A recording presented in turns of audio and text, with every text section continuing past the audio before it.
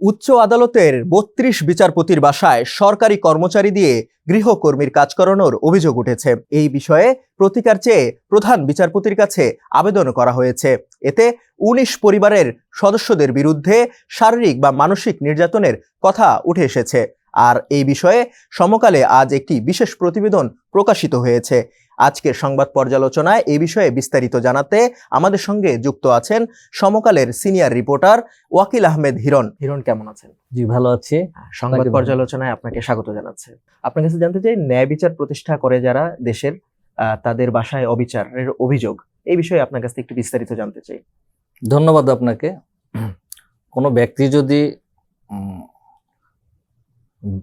রাষ্ট্র বা কোনো প্রতিষ্ঠানের মাধ্যমে যদি ক্ষতিগ্রস্ত হন, তখন উনি সর্বোচ্চ আদালতে যান প্রতিকার চেয়ে।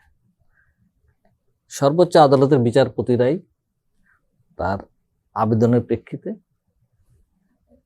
এই ন্যায় বিচার দিয়ে থাকেন তাদেরকে। সব মানুষকে, সাধারণ মানুষকে পেয়ে থাকেন। যারা যান আদালত তারাই পায়।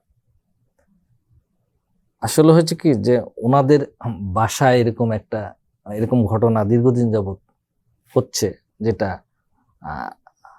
আজকে আমাদের কাগজে প্রকাশিত হয়েছে। আমি সুপ্রিম কোর্টে দীর্ঘদিন যাবৎ কাজ করতেছি, প্রায় 20 বছরের অধিক সময়।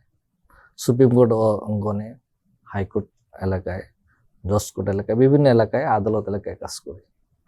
আসলে কাজ করতে করতে অনেক সোর্স তৈরি হয়, ঠিক না, অনেক জানাশোনা হয়। একজন আমাকে বললেন, ভাই আমাদের তো কিছু সমস্যা আছে এই ব্যাপার। পরে বললাম যে কাগজপত্র আছে কিনা। বললে হ্যাঁ, কাগজপত্র আছে। যাই হোক, আমি কাগজপত্র সংগ্রহ করলাম, কাগজপত্র দেখলাম, তথ্য পর্যালোচনা করে দেখি যে এটা ভয়াবহ একটা কাহিনী। হ্যাঁ, তারা যারা অভিযোগ করেছেন তারা এমএলএসএস, সরকারি কর্মচারী, তারা সুপ্রিম কোর্ট প্রশাসনে চাকরিতে যোগ দেন। হ্যাঁ, যোগদান, তাদের কাজ হলো সুপ্রিম কোর্টের প্রশাসনকে হেল্প করা, কাজের সাহায্য করা। কিন্তু সুপ্রিম কোর্ট প্রশাসনে একটা রেওয়াজ আছে, প্রথা আছে, যে সুপ্রিম কোর্টের 2টা বিভাগ, একটা হাইকোর্ট বিভাগ, একটা অ্যাপিলেট ডিভিশন। এইসব বিচারপতিদের বাসায় কাজের জন্য বা তাদের চেম্বারের জন্য প্রত্যেক বিচারপতির বাসায় 2 জন বা ততোধিক এমএলএসকে সুপ্রিম কোর্ট প্রশাসন থেকে পাঠানো হয় কাজের সহায়তার জন্য। কিন্তু এইটা কোনো আইনে নাই। সরকারি কর্মকর্তা আইনে এইটা নাই যে কোনো কর্মচারী একজন জজের বাসায় গিয়ে কাজ করবেন, গৃহকর্মী হিসেবে কাজ করবেন। গৃহকর্মী হিসেবে কি কি কাজ করবে? গৃহকর্মীতে তো কাপড় ধোয়া শুরু করে আপনার টয়লেট পরিষ্কার, এই বাজার করা, হ্যাঁ, এইটা তাকে স্কুলে নিয়ে যাওয়া, তারপরে তার বিভিন্ন ওষুধ কিনে দেওয়া, তার বিভিন্ন কাজে মানে সে আমার অর্ডার করবে, সেগুলো করবে। এটা তো কাজ না। যদি তাকে নেওয়া হয়, তাহলে তাকে একজন এমএলএসকে যদি মনে করেন একজন জজ সাহেব যে তার বাসায় যে চেম্বার, সে চেম্বারে সে দেখাশোনা করতে পারে চেম্বারটা ঠিকঠাক আছে কিনা বা সেটা। কিন্তু আপনি যখন বাসায় কাজ করবেন, তখন তো সে গৃহকর্মী হয়ে গেল। এবং গৃহকর্মী কাজ করতে যে অনেক সময় যে অনেক তাদের রূঢ় ভাষা ব্যবহার, দুর্ব্যবহার করা হয়, এগুলো তারা অভিযোগ করলেন বা লিখিত অভিযোগ আমি পেলাম। লিখিত অভিযোগ পাওয়ার পরে আমি আসলে বিষয়টা অফিসকে জানিয়েছি। আমার অফিস বলেছে, আপনি ঠিক আছে, আপনার মতো করে লেখেন। আমি যাই হোক, আজকে ছাপা হয়েছে, প্রকাশিত হয়েছে। আসলে তাদের বাসায় যে দুর্ব্যবহার, তাদের সাথে এটা এক ধরনের নির্যাতন। এবং কয়েকজন প্রায় আমাদের সুপ্রিম কোর্ট অঙ্গনে 102 জন বিচারপতি আছেন। হ্যাঁ, তা এদের প্রত্যেকেরই বাসায় এমএলএসএস আছে। এর ভিতর প্রায় বেশ কিছু মহিলা এমএলএসএস আছে, তারাও নির্যাতনের শিকার হয়েছে, আমাকে অভিযোগ করেছেন বা আমি তাদের কাছে বক্তব্য নিয়েছি, হ্যাঁ, গ্রহণ করেছি। তারাও আমাকে বলেছেন। কিন্তু তারা তো হয় কি, যে তারা এই প্রতিকারের জন্য থানায় বা অন্য কোথাও যেতে পারে না, কারণ তাদের অভিভাবক হচ্ছে সুপ্রিম কোর্ট প্রশাসন, তাদের এখানেই চাকরি। হ্যাঁ, তা এখন তারা তো আর মুখ ফুটে বলতে পারে না। তারা একটা লিখিত অভিযোগ আমাদের মাননীয় প্রধান বিচারপতি কাছে এটা দিয়েছেন। তারপরে সুপ্রিম কোর্টের রেজিস্ট্রার জেনারেল মহোদয়ের কাছে দিয়েছেন। এই অভিযোগের প্রেক্ষিতে মাননীয় প্রধান বিচারপতি মহোদয় উনি 3 সদস্য বিশিষ্ট একটা কমিটি করে দিয়েছেন। এই অভিযোগগুলো তথ্য যাচাই বাছাই করার জন্য করেছেন। অলরেডি তারা এই কমিটি ওনারা সবার সঙ্গে কথাবার্তা বলে, ভুক্তভোগীদের সঙ্গে কথা বলে একটি তদন্ত রিপোর্ট দাখিল করেছেন প্রধান বিচারপতির কাছে। আরেকটা বিষয় জানতে চাই, যারা ভুক্তভোগী তারা অভিযোগ করেছেন যে তাদেরকে বাধ্য করা হতো গৃহকর্মীর কাজ করতে। জি। কিভাবে বাধ্য করা হতো? বাধ্য করা হতো যে প্রথম বলা হতো যে তুমি তো চাকরি করো, আমরা যদি তোমাকে বলি যে সে আমাদের এখানে কাজ করে না, সে ভালোভাবে কাজ করে না, বা সে আমাদের কথা শুনে না, সে যত সময় আসে না, তাহলে তুমি কিন্তু আমরা রিপোর্ট দিয়ে দিলে তোমাকে সুপ্রিম কোর্ট থেকে বাদ দিয়ে দেবে। তাদের চাকরি ভয় দেখানো হতো। তাদের বলতো যে তুমি শুধু চাকরি হবে না, তুমি মামলাও খাবা। তাদেরকে বলতো যে তুমি থাকতে পারবে না ঢাকা শহরে, বা তুমি যদি এখানে চাকরি না করো তোমার নানান বিপদ হবে। হ্যাঁ, এরকম ভয়ভীতি দেখানো হতো বলে তারা অভিযোগ করেছে।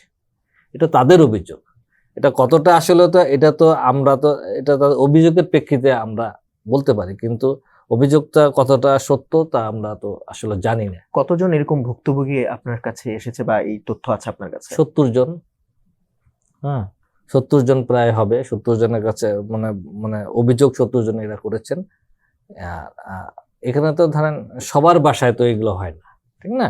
কিছু কিছু যেসব বাসায় হয়েছে, বা 32টি বিচারপতির 32 জন বিচারপতি বাসায় হয়েছেন, কিন্তু এখানে কোনো বলেন নাই যে স্যার আমার সঙ্গে খারাপ ব্যবহার করছেন, বা বলে স্যাররা করেন, বা স্যারের পরিবারের সদস্যরা করেন, বা ম্যাডামের কথা বলেন। অনেকে অভিযোগ করেছে গালাগালও করে, হ্যাঁ, গালাগালি করে, অশালীন ব্যবহার করেন। একজন বলেছেন আমাকে মানে হাড়ি পাতিল ফিকা মারছে, মাথায় ফেটে গেছে। তারপরে একজন বলছে যে একটা বটি ফিকা মারছে। হ্যাঁ, এরকম হয়। এইসব কমিটি গঠন করা হয়েছে এই ব্যাপারে, সেই বিষয়ে একটু আপনার কাছ থেকে বিস্তারিত। কমিটি গঠন করা হয়েছে, একটা জাজেস কমিটি করা হয়েছে।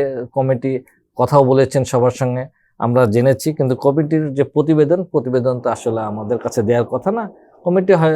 কমিটি আমরা শুনেছি যে প্রধান বিচারপতি মহোদয়ের কাছে এটা কমিটি রিপোর্ট দেখেন।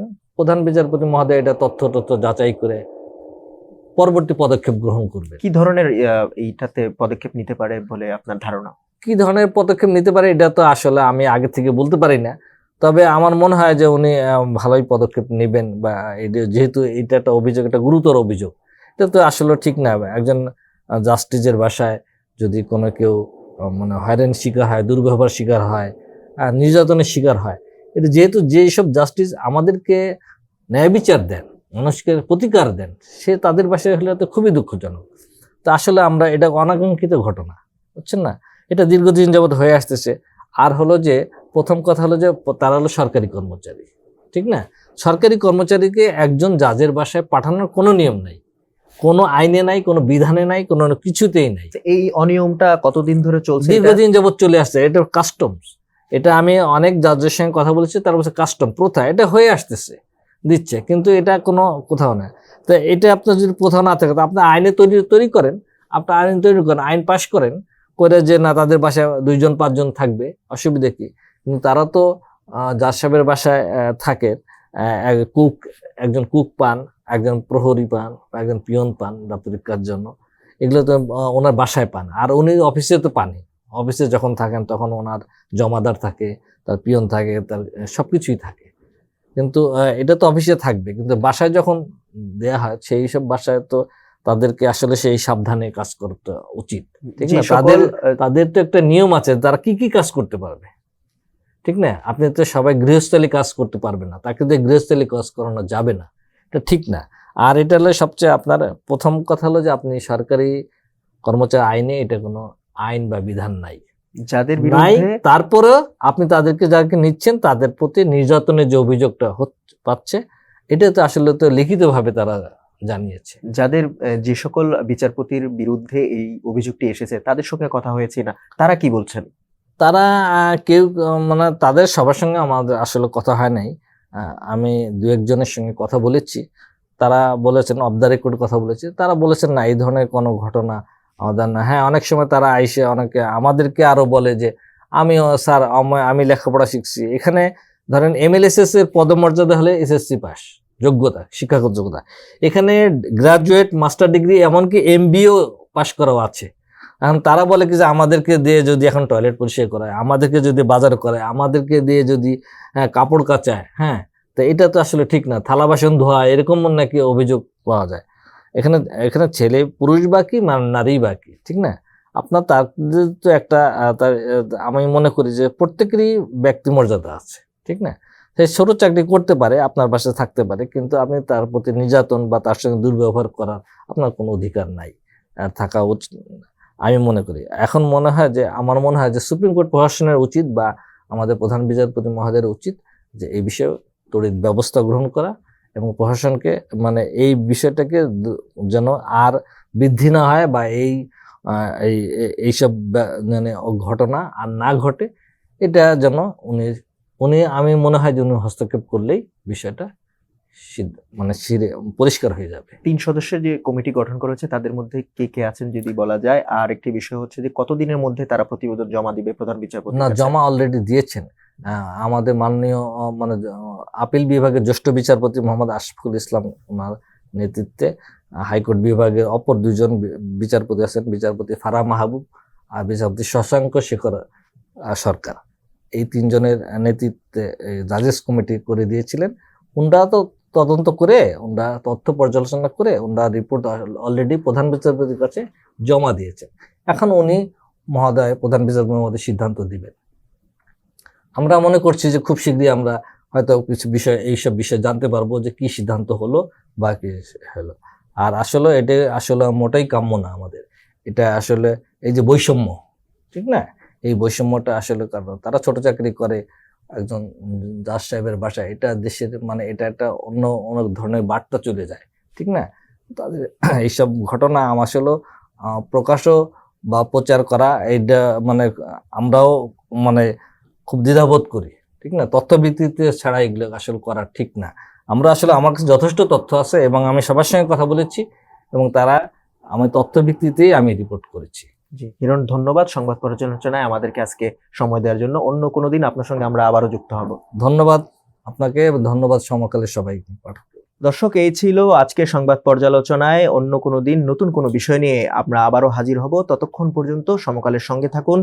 দেশ বিদেশের সর্বশেষ সংবাদগুলো জানতে www.সমকালে চোখ রাখুন।